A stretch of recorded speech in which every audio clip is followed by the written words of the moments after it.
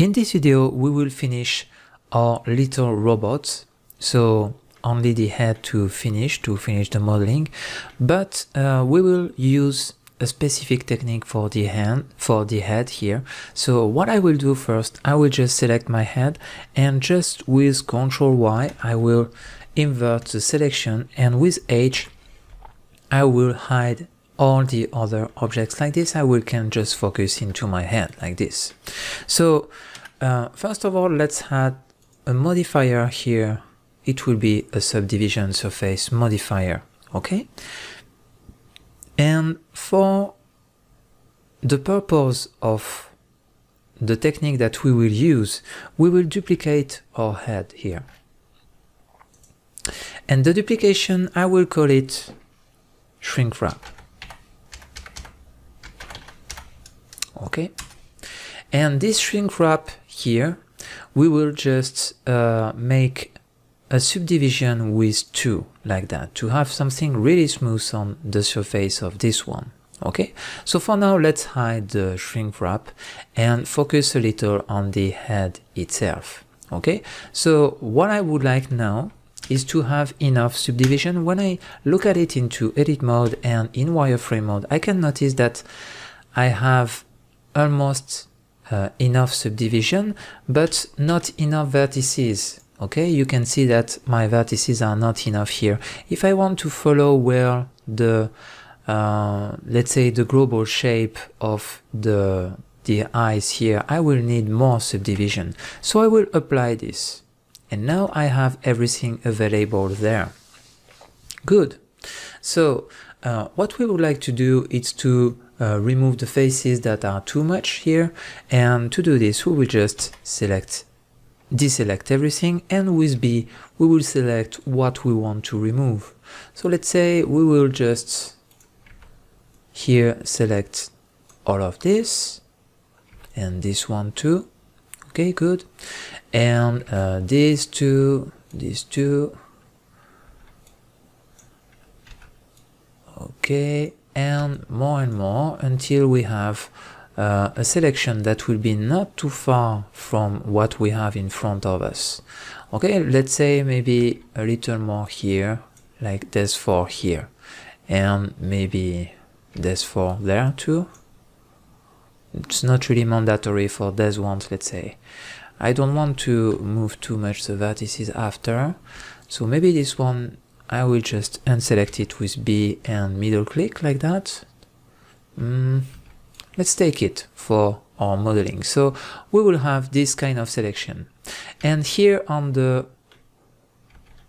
left side here we will select nothing. So be careful, as we are in wireframe mode here, we did select here and behind too. So with B and the middle click we can unselect this part. Then we will just remove the faces here. So it will create a hole like that. But this hole is not really, it doesn't fit really the shape of the eye, so we will have to manage this a little more precisely. And to do this and not create a big mess, because if I just take here my vertices, okay, and work just like this, so with the front vertice here, it will be first of all difficult to see what I do. So what I can do, I can just go into solid mode and here enable the transparency. I think it would be here somewhere. So we can manage with the X-ray a kind of some transparency, but not too much. Okay, and like this we can see what is our selection. But let's say if I move this vertex here, okay, and if I move this one here, oops, sorry, not a good one, this one, and I move these 2 vertices to follow a little the curve here. So you can notice that now I did lose the shape of the sphere that I have here. And to be sure that I will not lose the shape, I may Ctrl Z a few times and come back here. To make sure that I will not lose this shape, I will just add here a modifier to this, and I will enable the object shrink wrap for that. I will add a modifier shrink wrap that will allow us to always be on the surface on the other whatever we do. So this is a very interesting feature here that we will enable. So let's go ahead and we will just here select the good object, so it will be the shrink wrap, and like this we are sure that it will stick to the other mesh. And whatever movement I will do on this vertex, for example, if I enable this one into edit mode, whatever movement I will do on this vertex, you can see that it will stick on the surface on the other mesh. And this is a very powerful technique that will help us to create the nice curve shape that we need for the outside of the eye here, but it will keep the geometry on the surface on the other. Like this we don't lose the shape, the global shape and the geometry of the half sphere that we have there. Okay, so let's go in front view here and enable the half transparency again with the X-ray feature. Maybe a little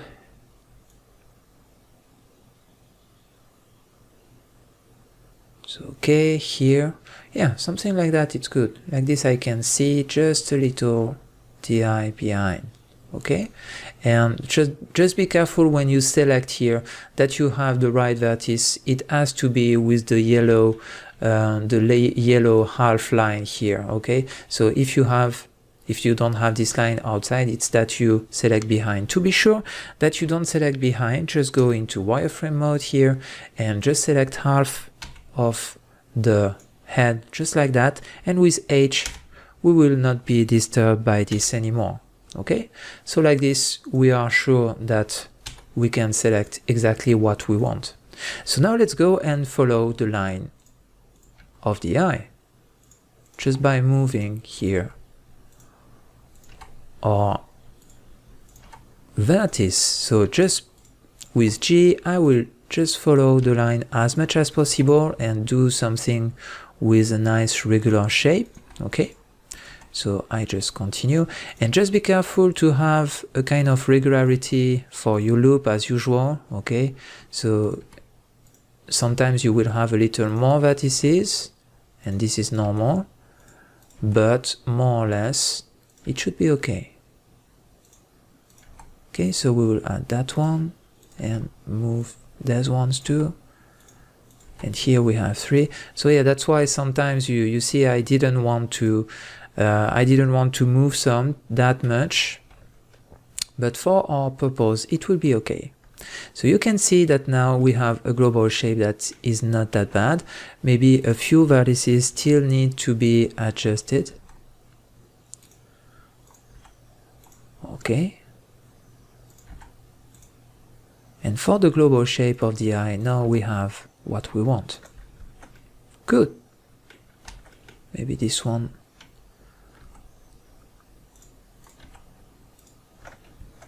Okay, and so now we can go and apply the modifier, and like this we are sure that we will have the nice shape, and we will just can go with the other object and hide it again.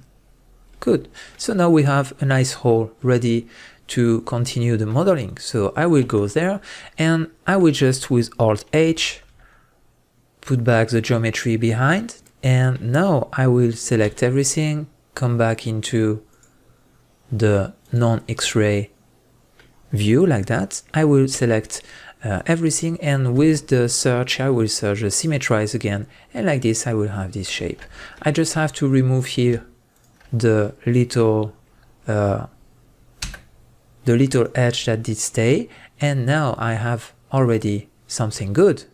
So now I would like to select all the loop around like this, just with Shift Alt left click and do all the selection around like that. Okay. Oops, sorry about this one. Okay, and a little more and a little more. Good. And we would like now to just extrude it to have this kind of shape with EY. Okay, something like that. not that bad. Good. And now with this shape enable, I would like just to start to create my faces here. So I will just go there, and maybe what I can do just to focus on what I have only here, only my selection, I do a Control Y and H. Like this I will focus only on that, and I want to fill everything here. So to be sure that I will have something good, I will start by this one, make a F like this, okay, and make a F here too. Good. And then I would like to fill everything here, and we could do as we did with the body. You remember, you will take the beginning here and make an extrude and something like that, and it will be okay. But there is a better solution for this one, and I will show you another technique. So this technique is this: Control F to call the face menu here, and with Control F you will have inside the grid fill, and the grid fill will allow you to fill everything with just the possibility of choose the span here, for example, like that, okay, and enable an offset as you want, like this, for example, and you did fill everything there. So now I don't know why it didn't give me some faces here. Maybe I have to make Alt H before and select this loop again and make a Control F, grid fill. Yeah, it will feel better. So now you just choose the option of the span here to have more lines like that, and with the offset value you can choose what will fit the most here. Okay, so not that bad for that one. I will keep it like this. Good. And now we would like to make the kind of extrusion that is available here when you look at it here in front view with the wireframe mode here. You can notice that the eye itself is a little less big and goes a little like a round shape, let's say a half sphere shape. So we will go there and here in solid view, and with the selection we had here we can just make a ES to have this kind of shape. Okay, good, we are on the way. And now what I would like to do is to have the nice curvy shape here that we have on the reference. So to do that I will just extrude again, okay, and make a big extrusion like that, and with the smooth vertices it can give you directly this in a few click. If you do Shift R, Shift R, Shift R like that, you will see that you will finish by have this kind of shape. Okay, good. That's what more or less that we want here. Maybe a little more again. Shift R. A little more again. Good. So now we have the curvy shape that we want, just with Control plus and an extrusion, maybe a little S to have something a little bigger, and an extrusion like that. So now we have the shape of our eyes.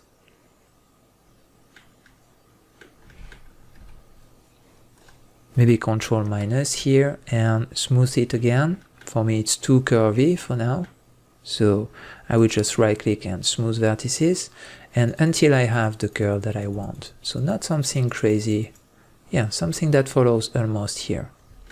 Okay, good. Then I will do a GG to come a little outside like this, and we are good to go. Now with the modifier subdivision surface I should have already something that is not that bad here. Good. So you can notice that here we have maybe some work a little to manage the shape well with there's two vertices here. Okay, and the same for that one as well. Good. And after, if you have to retouch a little the shape to have something a little more curvy with the here the proportional editing, okay? So don't hesitate to use it to have something good here. So now I would like to make this one a little more sharper, so I will add a loop here and a loop here. And now I have something that seems more, a little more here, something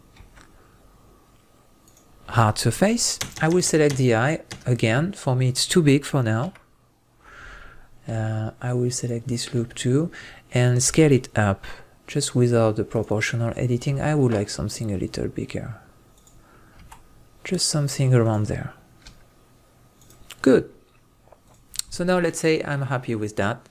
And I would like to create the little hole in the middle here that we have into our reference in wireframe. So here we have this kind of shape that is here. So what I will do for that, I will just create a hole starting, there's two points here. I will remove these vertices here, and starting from this, now I will have the possibility with the loop tool to create a circle, and this circle I will just scale it into the y-axis to have this kind of shape that we want. Just be careful to manage well the rotation with RZ like this to be sure that the orientation is well in place. And in front view now we will just go into wireframe mode and try to adapt with G as much as possible the shape that we have in front of us, okay, and to match as much as possible the reference, and a little GY to have something nice and smooth here, and we will be okay. Now if you want, you can still take some vertices around here. So we see, for example, the vertices that are around the loop that we had. Just select, so these vertices here, and just with right click and smooth vertices again, it will can sometimes match a little more what you want. In that case it's not really what I want. Yeah, I prefer it like that, so maybe I will just move it just a little like this. Yeah, and it's quite good for now. I will select that one, make a little rotation here, and G inside, and now we have a good shape to continue our modeling here. So now with this shape I will just make an extrusion into the y-axis to go inside, and with this shape now I can close everything with Ctrl F grid fill, and it will close me the geometry with a span at 2 and a good offset to have the nice shape like this. And I will add a loop here again to sharp the edges, and again a loop there. Good. So this one here for me is not that curvy. It will deserve a little more curve, somewhere around here, and this one too, there's two here. Okay, to have the nice curvy shape here, don't hesitate to work on it a little to have something good to manage after. And that's it for the eye. We are happy in one side, so now we just have to manage the other side as well with the proportional editing. It seems that here I have a little corner. Yeah, no, it's not that bad. Let's keep it like this for the moment, and now I will just add here the same on the other side. So I will select everything, and with the symmetrize I will have my head finished. So maybe, yeah, there's two here deserve a little smooth vertices, I think, but not that much.